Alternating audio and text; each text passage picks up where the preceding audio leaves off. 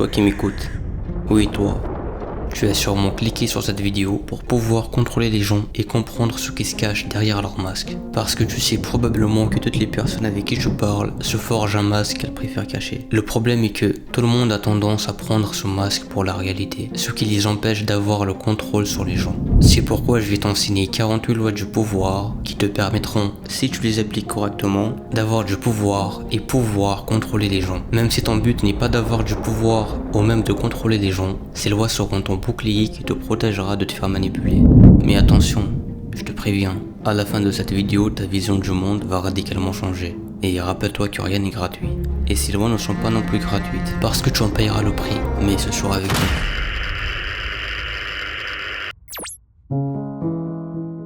Une série de 8 vidéos sera publiée sur cette chaîne. Chaque vidéo comportant 6 lois, pour un total de 48 lois. Ensemble, elles constituent un guide complet du pouvoir. Les 6 premières lois que nous allons voir dans cette vidéo sont les suivantes. Ne surpassez jamais le maître. Ne vous fiez pas à vos amis, utilisez vos ennemis. Dissimulez vos intentions. Dites-en toujours moins que nécessaire. Protégez votre réputation comme la prunelle de vos yeux. Attirez l'attention à tout prix. Loi 1. Ne surpassez jamais le maître. Ceux qui sont au-dessus de vous doivent toujours se sentir largement supérieurs. Dans votre désir de leur plaire et de les impressionner, ne vous laissez pas entraîner à faire trop étalage de vos talents. Vous pourriez obtenir l'effet inverse, les déstabiliser en leur faisant de l'ombre. Faites en sorte que vos maîtres apparaissent plus brillants qu'ils ne sont et vous atteindrez les sommets du pouvoir. Violation de la loi. Nicolas Fouquet était le ministre des Finances de Louis XIV. C'était un homme qui aimait les fêtes, les jolies femmes et menait un train de vie extravagant. Son intelligence et son rôle crucial dans l'administration du royaume le rendaient indispensable au roi. En 1661, après la mort du premier ministre, le cardinal Mazarin, Fouquet s'attendait à lui succéder. Mais le roi, pour une raison inconnue, décide d'annuler le poste. Cette décision et d'autres indices ont fait comprendre à Fouquet qu'il était plus dans les bonnes grâces du roi. Déterminé à reconquérir la faveur royale, Fouquet décide d'organiser une très grande fête pour célébrer l'achèvement des travaux de son château de Wolfe-et-Comte. Mais son objectif réel était de rendre hommage au roi, l'invité d'honneur. Les plus célèbres représentants de la noblesse d'Europe et des plus grands esprits de l'époque ont été invités. La fête a commencé par un dîner de 7 plats orientaux, jamais encore savourés en France. Avec le dîner, un orchestre jouit des morceaux de musique pour honorer le roi. Après le dîner, Fouquet emmène le jeune roi visiter les jolis parterres parfaitement géométriques. Enfin, ils ont assisté à un véritable feu d'artifice suivi par une pièce de Molière. La fête s'est terminée tard dans la nuit et tout le monde s'accorde à dire que c'était la fête la plus incroyable qu'ils avaient jamais vue. Mais ce qui s'est passé les jours suivants était vraiment surprenant. Fouquet a été arrêté et 3 mois plus tard, il était accusé d'avoir détourné l'argent de l'État. Même si cet argent avait été versé avec l'accord du roi et en son nom, Fouquet a été condamné à l'emprisonnement à vie dans une forteresse isolée aux Alpes, où il a fini ses jours. Le résumé de ce qui s'est passé est que Louis XIV, le roi Soleil, était fier et arrogant, qui exigeait toujours d'être au centre de l'attention. Il ne supportait pas l'idée d'être dépassé en grandeur par quiconque, et encore moins par son ministre des Finances. Quand Fouquet lui a présenté des événements et spectacles chacun plus magnifiques que le précédent, il espérait se réconcilier avec le roi. Il était convaincu que son vaste réseau de contacts et sa popularité le rendaient essentiel à ses yeux, et il suffirait à le convaincre de sa valeur en tant que premier ministre potentiel.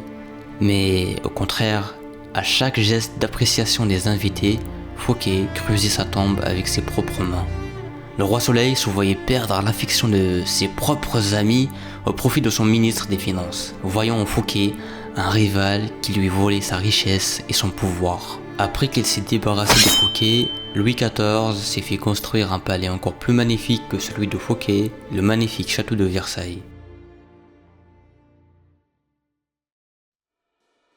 La morale de cette loi est que beaucoup d'entre nous pensent qu'en révélant leurs talents à leurs supérieurs, celui-ci sera impressionné et il va les apprécier. Mais en réalité, vous allez susciter sa jalousie. Et si vous êtes beaucoup plus talentueux que lui, il aura peur que vous le remplaciez.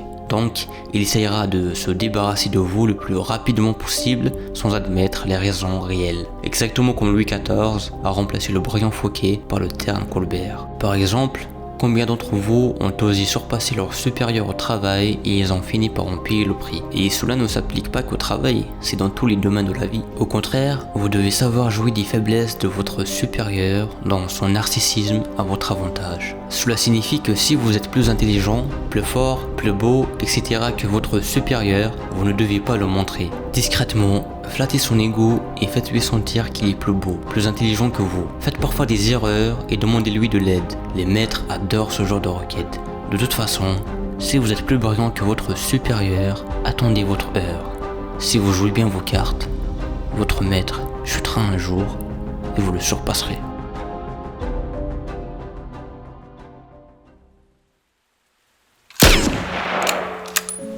Loi 2. Ne vous fiez pas à vos amis, utilisez vos ennemis. Gardez-vous de vos amis. Beaucoup vous trahiront par envie, d'autres se montreront gâtés, tyranniques. Un ancien ennemi que vous engagez sera plus loyal qu'un ami parce qu'il devra faire ses preuves. En fait, vous avez plus à craindre de vos amis que de vos ennemis. Si vous n'avez pas d'ennemis, trouvez le moyen de vous en faire.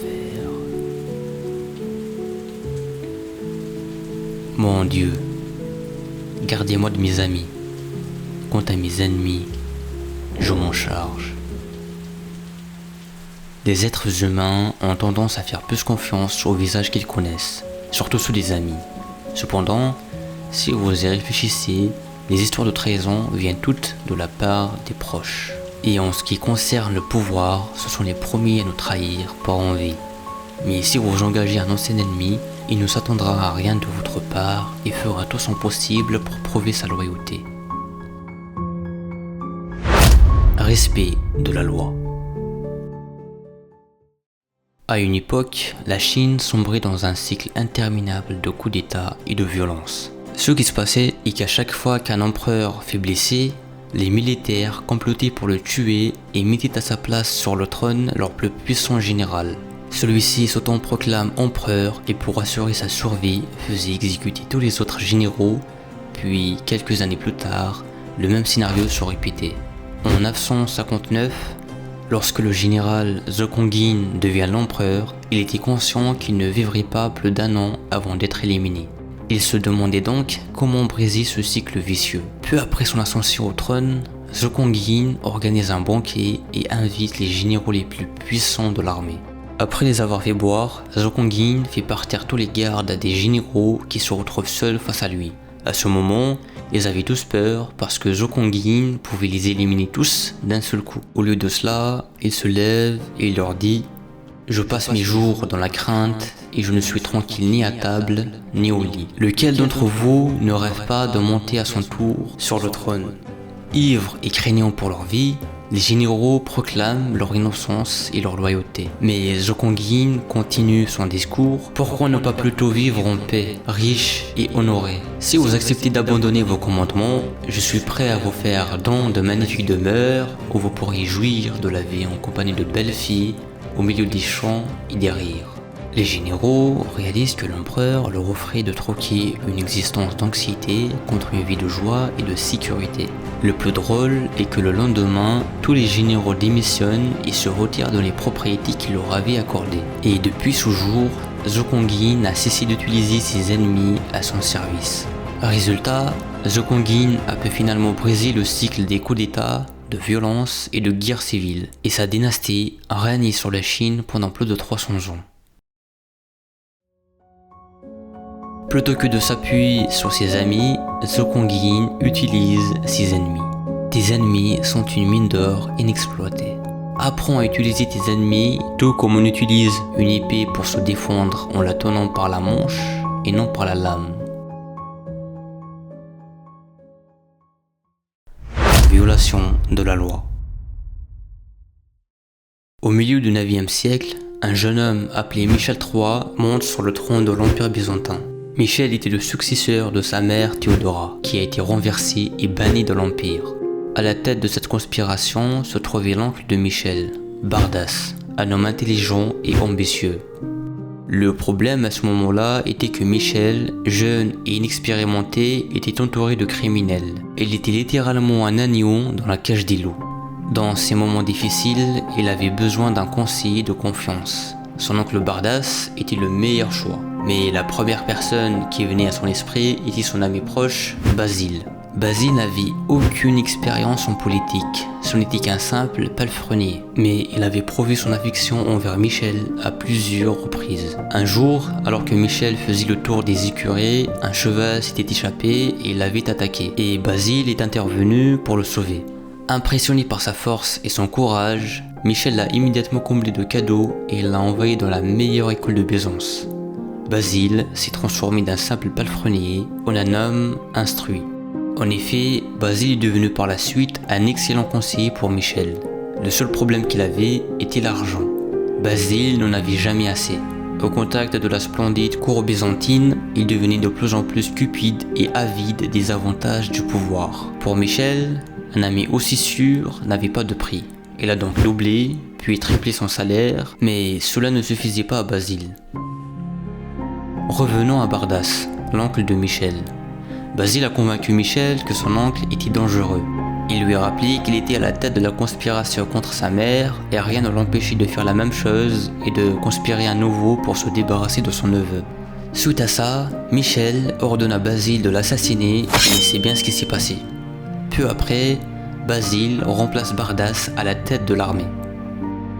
Quelques années plus tard, Michel, qui connaît des difficultés financières, demande à Basile le remboursement de ses dettes. À sa grande stupéfaction, Basile refuse et Michel ouvre soudain les yeux. L'ancien palefrenier a plus d'argent, plus d'alliés dans l'armée et le gouvernement et de fait plus de pouvoir que l'empereur lui-même. À ce moment-là, Michel pouvait encore se sauver, mais l'amitié le rend aveugle. Quelques semaines plus tard, Michel se réveille entouré de soldats. Basile était parmi eux. Il le frappe jusqu'à la mort. Après s'être autoproclamé empereur, Basile parcourt à cheval les rues de Byzance, brandissant au bout d'une longue pique la tête de son cher ami, Michel.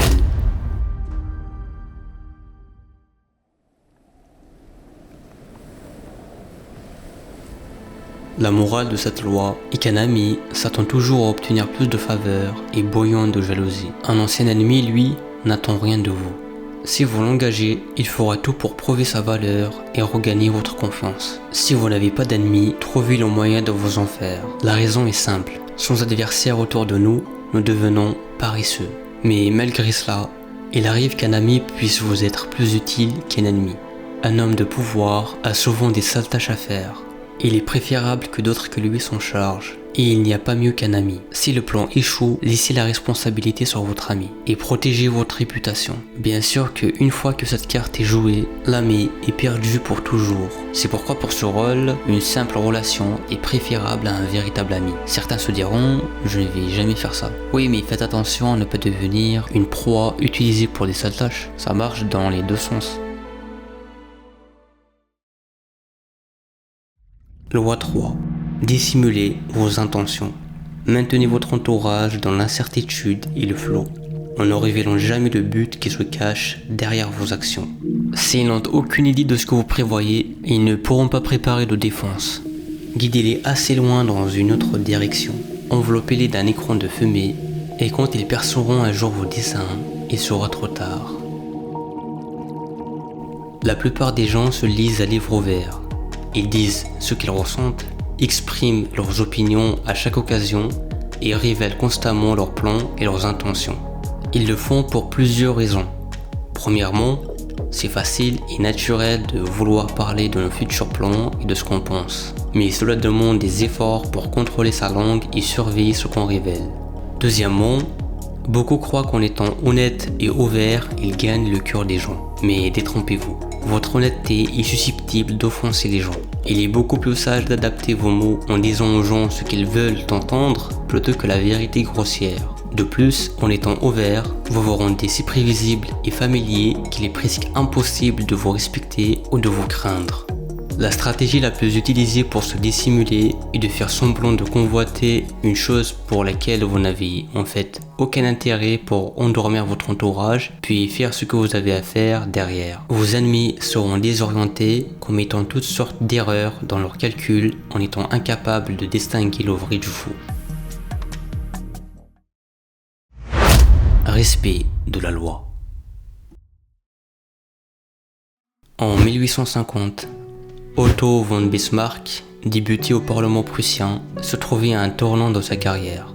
À cette époque, l'Allemagne était fragmentée en de nombreux États, dont la Prusse. Le projet d'unifier l'Allemagne risquait de provoquer une guerre avec le puissant empire autrichien qui avait intérêt à maintenir une Allemagne faible et divisée. La majorité souhaitait entrer en guerre, les seuls opposants étant le roi et ses ministres, qui préfèrent négocier avec les Autrichiens. Bismarck, quant à lui, a rêvé toute sa carrière d'une Allemagne unifiée. Il souhaitait déclarer la guerre à l'Autriche et vaincre ce pays qui avait si longtemps empêché l'unité allemande. En tant que soldat, il considérait la guerre comme un devoir glorieux. Néanmoins, Bismarck a prononcé un discours au Parlement qui a étonné tous les auditeurs. Il a affirmé qu'il ne sert à rien de faire la guerre et que cela était de la folie. Non seulement Bismarck faisait semblant d'être contre la guerre, mais il défendait aussi les positions autrichiennes. Le discours et la position de Bismarck ont pu éviter la guerre. Quelques semaines plus tard, le roi, reconnaissant envers Bismarck d'avoir prôné la paix, le nomme ministre de la Prusse. Quelques années plus tard, il devient Premier ministre. À ce poste, il conduit finalement son pays et son roi pacifiste à la guerre contre l'Autriche, écrasant le vieil empire et fondant un puissant État allemand dominé par la Prusse. Si vous recherchez le pouvoir, laissez l'honnêteté de côté. Devenez maître dans l'art de la dissimulation et vous aurez toujours l'avantage. Faites croire aux gens que vous visez un but que vous semblez vouloir atteindre et une fois qu'ils sont endormis, vous les lancez sur des fausses pistes. Tel Bismarck dans son discours de 1850. Avant son discours, Bismarck avait fait plusieurs calculs. Premièrement, l'armée prussienne n'était pas prête pour la guerre et si elle y entrait, elle allait probablement perdre. Deuxièmement, le roi et ses ministres voulaient la paix. Donc, la meilleure solution qui s'offrait à Bismarck était de faire croire aux gens qu'il avait changé d'avis en soutenant une cause qu'il détestait. Grâce à cette technique, il devient ministre, puis premier ministre. À ce poste, il a eu le pouvoir de renforcer l'armée et d'accomplir ce qu'il avait toujours voulu. Écraser l'empire autrichien et unifier l'Allemagne sous la direction de la Prusse. Si Bismarck avait annoncé ses véritables intentions dans son discours, il aurait probablement perdu le débat et n'aurait jamais eu le pouvoir de renforcer l'armée prussienne. Mais en jouant l'hypocrite, il endort tout le monde pour atteindre son objectif. Tel est le pouvoir de cacher vos intentions.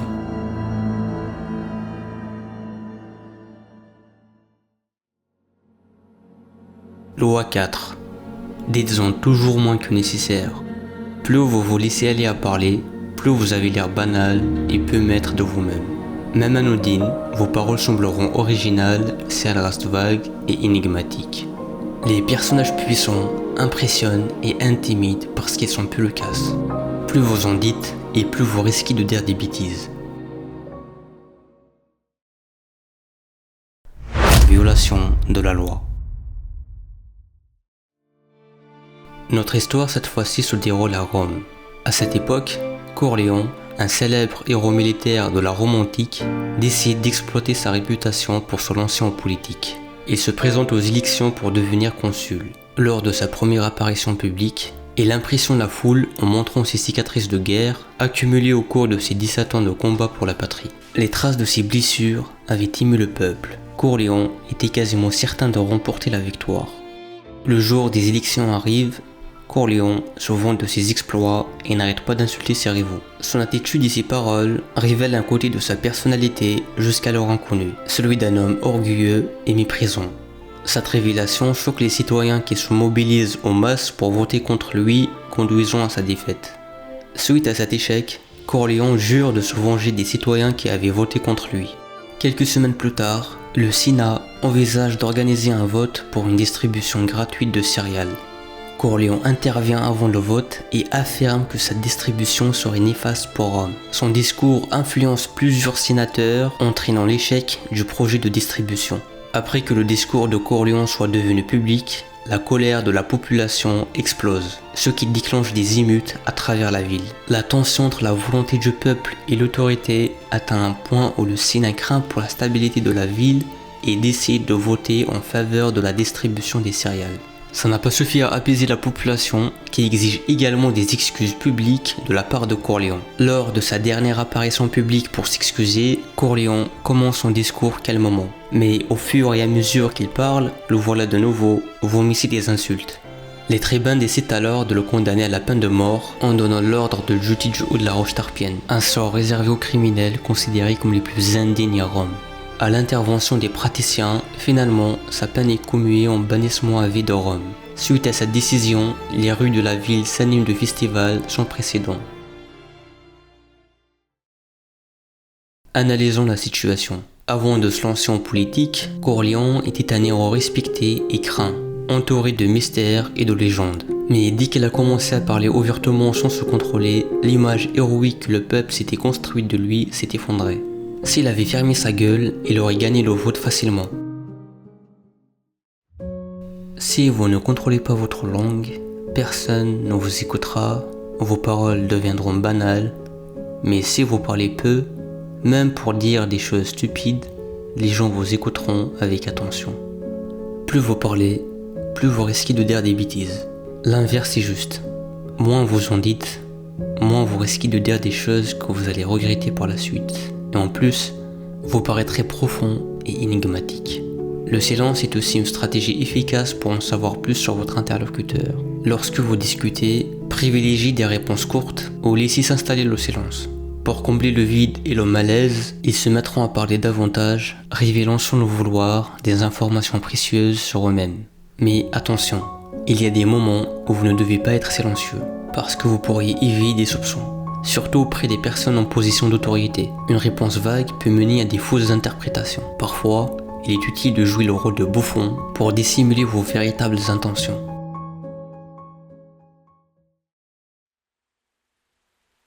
Loi 5. Protégez votre réputation comme la prunelle de vos yeux. La réputation est la pierre angulaire du pouvoir. À elle seule, elle peut vous permettre d'impressionner et de gagner. Cependant, lorsqu'elle est compromise, vous êtes vulnérable et l'on vous attaquera de toutes parts. Faites en sorte que votre réputation soit toujours impeccable. Soyez vigilant et déjouez les attaques avant qu'elles ne se produisent.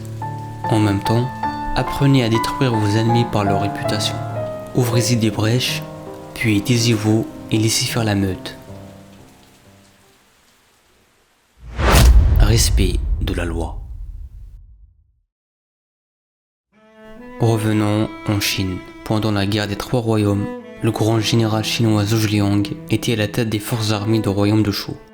Il avait dispersé son immense armée et se retrouvait seul avec une centaine de soldats dans une petite ville pour se reposer. Alors qu'il se reposait, une alarme est déclenchée. L'arrivée d'une gigantesque force ennemie de plus de 150 000 soldats menés par Sima Yi. La situation était catastrophique. Avec seulement une centaine d'hommes pour se défendre, la capture de Zhuge Liang semblait inévitable, ce qui annonçait une invasion et une destruction totale de la ville et de ses habitants. Plutôt que de céder à la panique ou de se lamenter sur son sort, Zhuge Liang prend une décision surprenante. Il ordonne à ses troupes de retirer leur drapeau, d'ouvrir grand les portes de la cité et de se dissimuler. Puis, il s'installe dans la partie la plus visible de la cité, vêtu d'une tenue taoïste. Il allume des bâtons d'encens, prend son luth et commence à jouer et à chanter. Quelques minutes plus tard, l'immense armée ennemie apparaît, avec des soldats à perte de vue. Malgré cela, Zhuge Liang fait mine de ne pas les avoir remarqués. Il continue imperturbablement à jouer du luth et à chanter. L'armée s'arrête devant les portes de la ville et à sa tête se trouve Sima Yi, qui reconnaît immédiatement Zhuge Liang sur les remparts. Les portes sont grandes ouvertes et les soldats impatients de pénétrer à l'intérieur. Sima Yi, cependant, est confus et hésitant. Connaissant la réputation de Zhuge Liang en tant que stratège de génie, il suspecte un piège mortel qui les attend à l'intérieur de la cité. C'est pourquoi Sima Yi ordonne à ses soldats de se retirer immédiatement. Ainsi, un seul homme réussit à repousser 150 000 soldats sans verser une goutte de sang. Zhuge Liang, surnommé le dragon endormi, est célèbre pour ses stratégies ingénieuses. Sa réputation d'être l'homme le plus intelligent de Chine constitue son arme la plus puissante qui sème la terreur chez l'ennemi. Sima Yi, ayant affronté Zhou Zhiliang à de nombreuses reprises, le connaissait bien. Lorsqu'il est arrivé dans la ville désertée, il était évident que Zhou Zhiliang le défie de tomber dans le piège. Sima Yi, incertain de la désespérance au nom de la position de Zhou Zhiliang, était finalement si craintif qu'il a préféré ne pas prendre de risques. Comme on dit, votre réputation vous précède. Il est crucial pour vous de bâtir lentement une réputation impeccable sur des bases solides. Si elle inspire le respect, une grande partie du travail est accomplie avant même que vous prononciez un seul mot. Si votre réputation est pourrie, il vous sera difficile d'en établir une nouvelle. Dans ce cas, associez-vous avec quelqu'un dont l'image peut neutraliser la vôtre et utilisez sa bonne réputation pour vous blanchir. Aussi, la réputation est une arme puissante. Apprenez à attaquer vos ennemis par leur réputation, surtout si vous avez moins de pouvoir que lui. Il a beaucoup plus à perdre que vous. Votre réputation insignifiante lui offre peu de prise pour riposter. Why do they act like gangsters, but they don't move like gangsters? Why do they rap like gangsters, but they don't move like gangsters?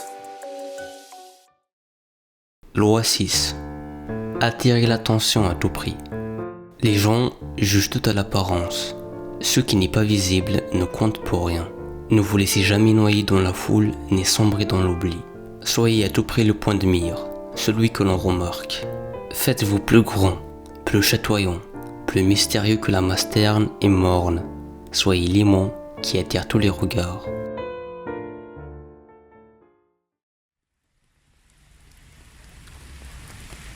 Pour cette loi, je ne vais pas vous raconter d'histoire du passé, mais je vais vous parler du présent.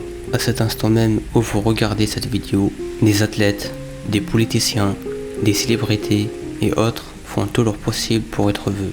Ils ont compris que plus ils captent l'attention des gens, plus ils accroissent leur pouvoir, leur influence, par conséquent leur gain financier. Attirer l'attention pour gagner sa vie ne pose aucun problème, c'est même logique. Ce qui n'est pas visible ne compte pour rien. Nous vivons dans un monde ennuyeux où tout le monde se ressemble, et dès qu'une personne sort de l'eau, elle est immédiatement remarquée.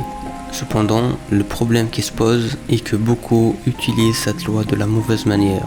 Certes, en disant des propos choquants ou en twerkant sur TikTok, vous attirez rapidement l'attention. Mais à quel prix? Au prix de votre réputation qui, je vous le rappelle, vaut bien plus que l'attention. Vous vous demandez maintenant comment attirer l'attention tout en préservant une réputation solide. Au début de votre carrière, associez votre nom et votre réputation à une caractéristique, une image qui deviendra votre signature. Une place dans le ciel est assurée pour votre étoile. Ensuite, il vous faudra constamment renouveler l'attention en adaptant et en variant votre méthode. Sinon le public se désintéressera de vous et se tournera vers une nouvelle étoile. Si vous vous retrouvez désespérément dans l'ombre, attaquez la personnalité la plus en vue, la plus célèbre, la plus puissante que vous puissiez trouver. C'est un stratagème très efficace pour vous faire remarquer, mais je vous le déconseille. Une autre méthode consiste à attirer l'attention en laissant votre réputation parler pour vous. Si vous avez bâti une réputation solide associée à une caractéristique sur laquelle vous avez travaillé dur, le travail est déjà fait. Il suffit simplement de savoir comment promouvoir cette caractéristique de la bonne manière. Enfin, retenez qu'il y a des moments où vous ne devriez pas chercher à attirer l'attention. Ne soyez pas le centre d'attention en présence de votre maître, sinon vous enfreindrez la loi numéro 1, ne jamais surpasser le maître. Croyez-moi, les temps changent, mais les règles restent toujours les mêmes. Et croyez-moi, à ce moment même où je suis en train de vous parler, des personnes dans l'ombre utilisent ces lois et d'autres astuces diaboliques pour...